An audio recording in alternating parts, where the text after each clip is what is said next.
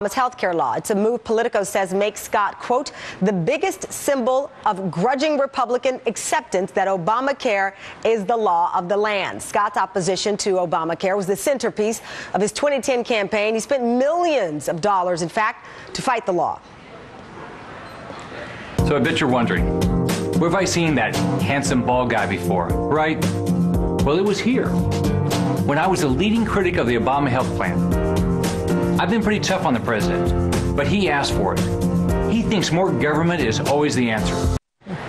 Scott is now the 7th Republican governor to make this kind of turnaround, and he's the 5th who just happens to be up for re-election next year. Martin Cady is Politico's deputy managing editor. Thanks for joining us.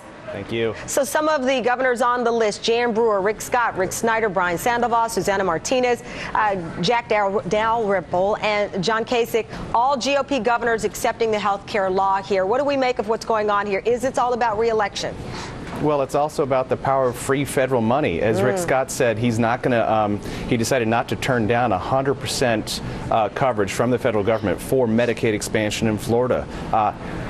Under this, he'll be able to add 1 million underinsured and uninsured people to the healthcare rolls without having to spend extra state money.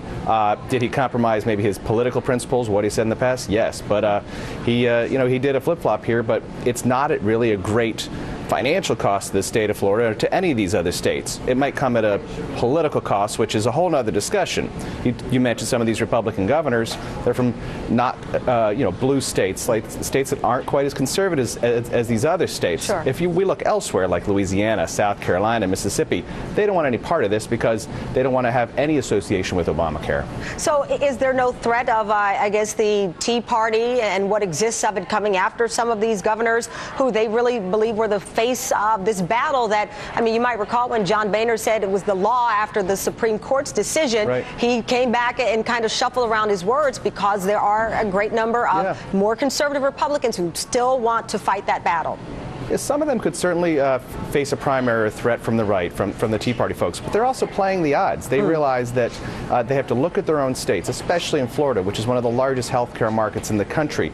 If they figure they're better off by getting 1 million more people health insurance in their state with no cost to the state, compared to angering a few folks on the right in their political base, I think what Scott did, even though it was definite flip-flop, was he weighed the political odds. And who knows, maybe he won't. I mean, this Medicaid expansion goes through after he's done being governor. Sure. Well, but I mean, to the political odds, though, millions of dollars spent in Florida alone to try and stop so-called Obamacare. So it's political calculation, but a lot of money at a time when that state, like the others, needs that cash.